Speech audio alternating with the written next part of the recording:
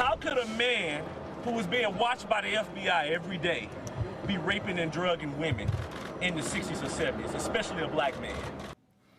A bombshell today in the sex assault conviction of comedian Bill Cosby. Tonight, Cosby is a free man let out of prison on somewhat of a technicality. Tia Ewing has more for us from Studio 32. Tia? Well, Corey and Natalie, Cosby didn't say anything to the press outside of his home today. He held up the V for victory and had his attorney speak for him. We love you, Mr. Cosby! For the first time in 3 years, America saw Bill Cosby out as a free man.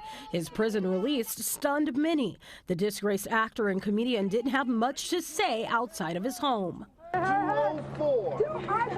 The 83-year-old did share his thoughts with Twitter, saying, "I have never changed my stance nor my story.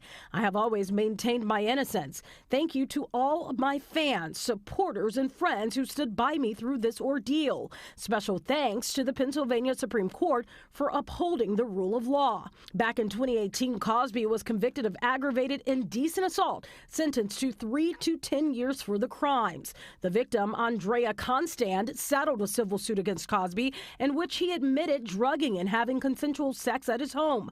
But his attorney successfully argued that they brokered an agreement with the former prosecutor and that Cosby would not be tried in criminal court. All that changed when Cosby's testimony in a civil case became public. But today, a Pennsylvania Supreme Court decided to vacate Cosby's conviction based on that previous agreement.